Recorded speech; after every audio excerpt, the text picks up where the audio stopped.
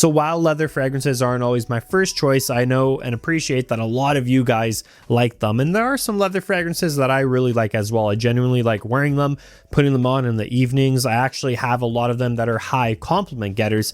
We're going to go through this list. Now, everything on this list I have either owned, currently own, or I've had a good size sample of. So we're going to hop right in. Now, you can find fragrances on the low at fragrancebuy.com/JomaShop, linked down below. Save your money, purchase from those discounters. Trust me, it's the best way. JomaShop, that's where I also buy some other designer items, glasses and watches all the time. I love buying from that site. You can get clothing, purses, wallets, really cool stuff.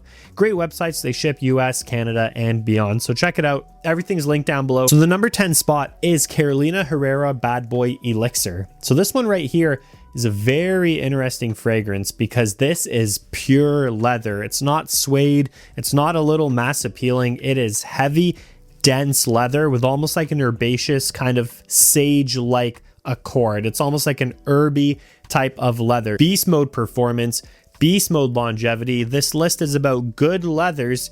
This is a good leather. It's something that I don't reach for often, but you guys who like leather do need to try this one. It smells such good quality. I would have never thought if I blind smelled this, didn't see the bottle, that it came from Carolina Herrera, certainly the Bad Boy lineup. So moving on is the King of Leathers, Tuscan Leather by Tom Ford. So this one is really nice. It is very, very smooth, and it doesn't have a lot of suede. So we all know later on this list, we're going to talk about a suede dominant fragrance from Tom Ford. But if you want just a classic, high quality, straightforward, sweet leather, get Tuscan Leather. Beast mode performance, but also it has this touch of a raspberry accord. It's a nice berry sweetness. It complements the leather.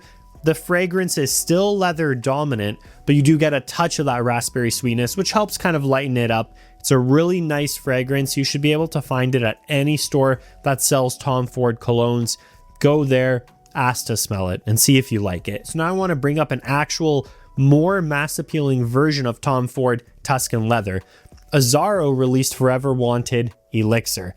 This smells just like Tuscan Leather, except it's much more berry dominant. So it's almost 50% raspberry, 50% leather. This I enjoy wearing. This is the sexy, realistic depth of Tom Ford's Tuscan Leather, that leather accord, but an overdose of the berry sweetness, done in a very high quality. Azzaro did a very good job with this. The raspberry accord is very good, very realistic, and so is the leather. So Forever Wanted Elixir if you want a quite good, mass appealing, sweet leather fragrance. Next is Kilian's Dark Lord. This is brooding. It is a very dark, ambery rum accord mixed with leather. It's very dark, almost sinister. It's nice. The quality is amazing. It smells so good. It's not one of those rough, sandy type of leathers, or maybe a leather that feels like it could be from a bag or clothing or a boot or something like that. This is just like a dark, raw piece of leather that's been soaked in a brooding rum. And it's interesting, Alberto Morealis created the perfume. He perfumed it, he created it, and I'm used to, you know, all his bright, fresh Acqua di Gio fragrances that he's made. But this is something that really shows or showcases his nose, how good he is at his craft. Next up, maybe my favorite leather on this whole list. It's Carolina Herrera CH Men Prive. I would have ranked this higher, but I do recognize it's technically discontinued.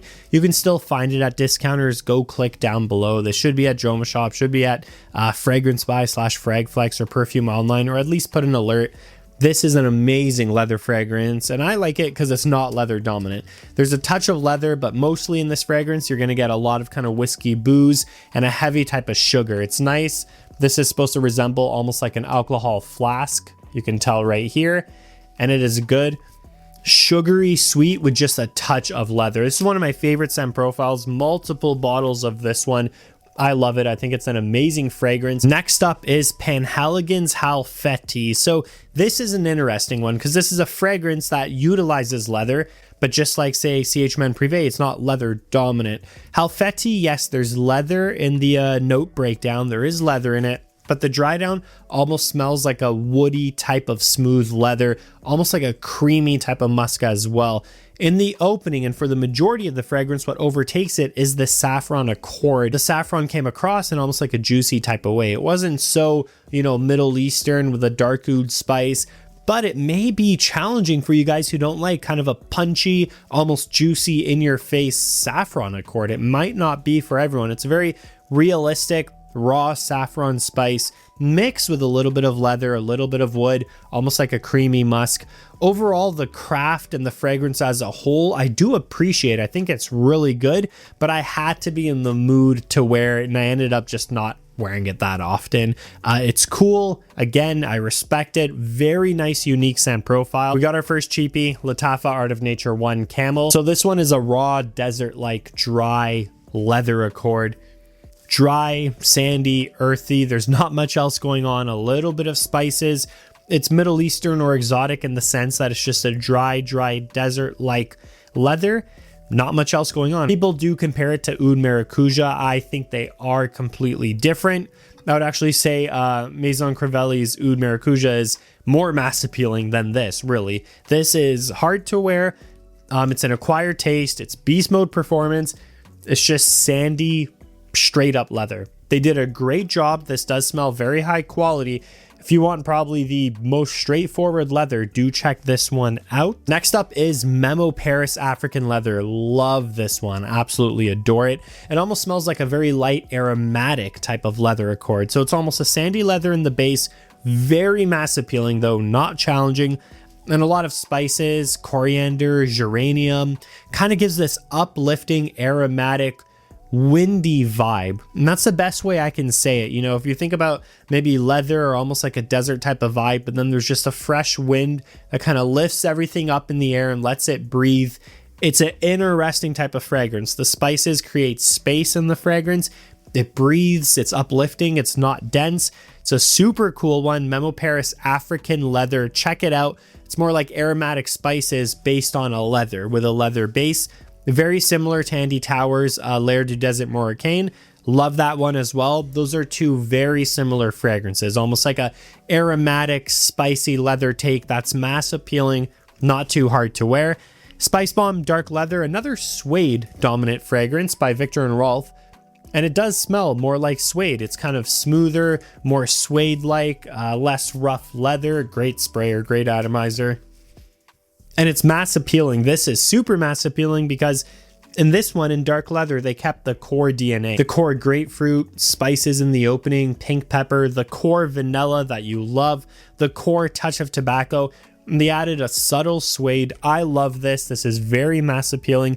It's essentially kind of Specibomb Extreme with some suede because the vanilla is still heavy. Try this one out. It's very good. And speaking of suede, number one, we have Tom Ford Ombre Leather. So Ombre Leather is actually not really that leather dominant compared to Tuscan Leather. It's a very smooth, sexy suede, a touch of citrus, a touch of spice. The suede just comes across refined, well put together. It's very nice, great longevity, great performance. The key with Ombre Leather is just don't spray too much.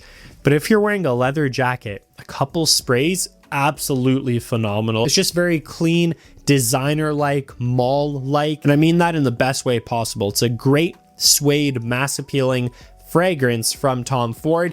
Not leather dominant, suede dominant. So that's gonna do it, guys. Those are my 10 fragrances. Let me know your thoughts down below. Maybe there's some that you picked up from this list already. You can break it down below, or let me know some other leather fragrances that you like, and I can try to check those out. Per usual, if you do want to save money on these, do click the links down below. Fragrance Buy / Fragflex and Joma Shop. Those would be my number 1, 2 options for saving your money. Always worth checking there before going retail. Other than that, we'll see you guys in the next video. Thanks for all the support.